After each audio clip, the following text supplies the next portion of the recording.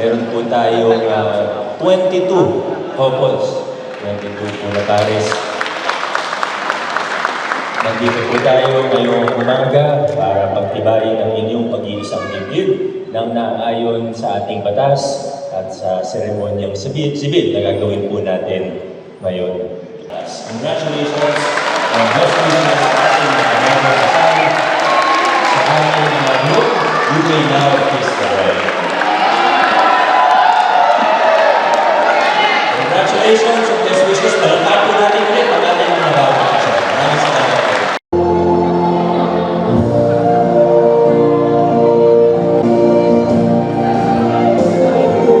Nasa kabuuang 22 pares ang masayang naikasal sa tulong ng kauna-unahang kasalang toda ng lokal na pamahalaan ng Pasig nitong 18 ng Setyembre.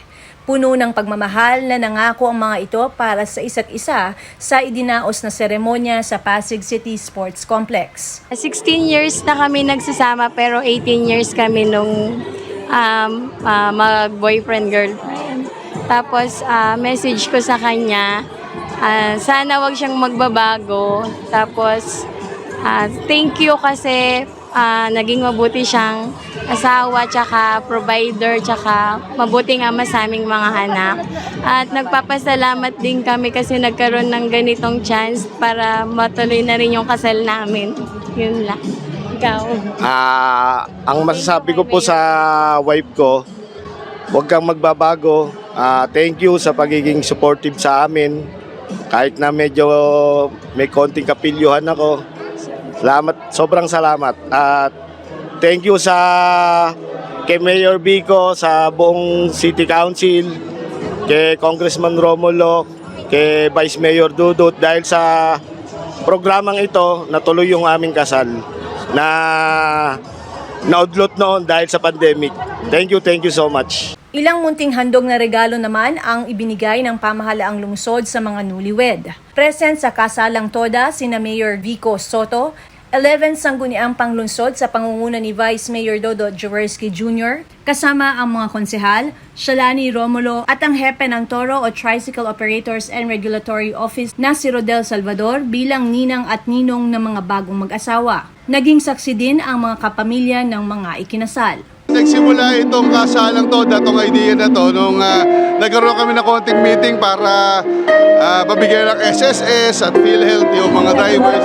Yung na-open nila, hirap sila sa beneficiary kasi hindi pa naman sila kasal. Kaya sabi ko, ay sige, magkasalang toda na tayo. At agad, tinanong natin niya kay Mayor Vico at sa kasamahan namin sa Sanggunian. At sabi nila, sige, magawa tayo ng programa, yung kasalang toda. At ngayon nga, may 22 tayo na couple na ikinasal. Yung iba doon, 7 na anak, 6 mga anak. Yung iba, 20 years na nagsasama. Ayun, kaya ganito kasaya ang council dahil dito sa event na to. At nagkakasaya kami lahat. So, hindi lang ito yung una.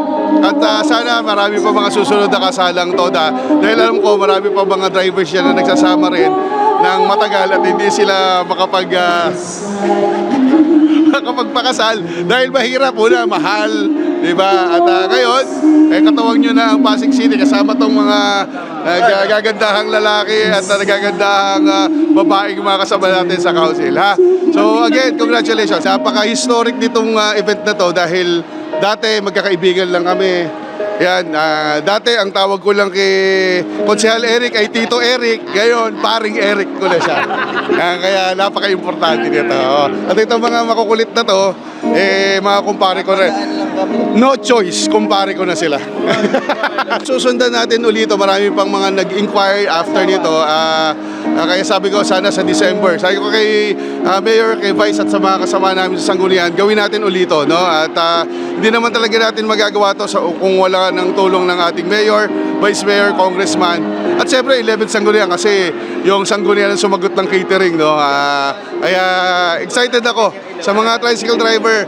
Sabi ko nga po, hindi lang yung programa doon sa kalsada ang ating iniisip, kundi pati yung paano po mapapaganda ang buhay ng pamilya ng ating mga tricycle driver. Yan lang. Sa lahat ng mga bagong kasal, ang sabi ko nga kanina, hinalintulad ko ang pagsasama ng mga mag-asawa sa isang biyahe sa tricycle. Una, ikaw lang nagdadrive, yung driver lang sumunod, nagkaroon ng back ride, yung asawa, nagkaroon ng mga pasahero, yung mga anak.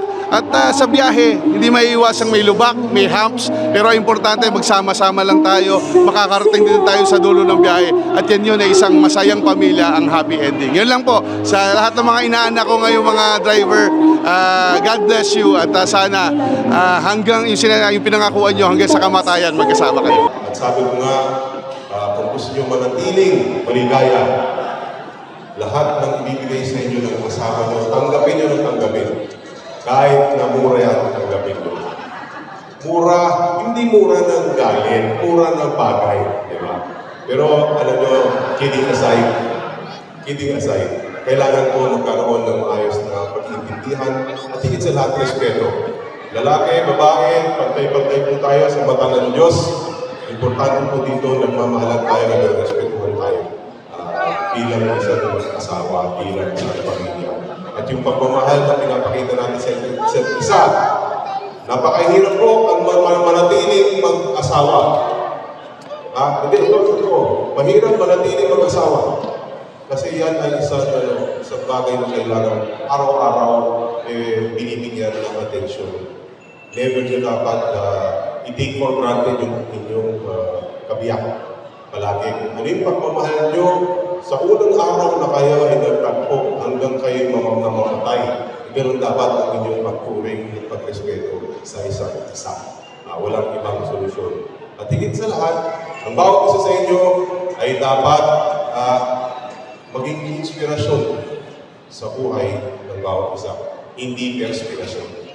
Ang wish po namin sa inyo ni Congressman Romano Romulo, many more years of happiness, happy moments kasama po yung mga anak ninyo, kasama po yung pamilya ninyo, at sana po, pag nakita niyo po ulit kami, paglabas po natin dito, sana paalala niyo po na, Shalani, kami po yung inaanak po ninyo, kami po yung kinasal ninyo, kasama nila Mayor Vico nila Vice Mayor. At sana po, pag nakita po namin kayo, ngayon po, unang araw ng inyong kasal. Sana yung 10, 15, 25th, sana po makita pa mo namin. We wish you all the best and sana po always love each other. Ako si Luan Peñano para sa latest ng iNews Pasig.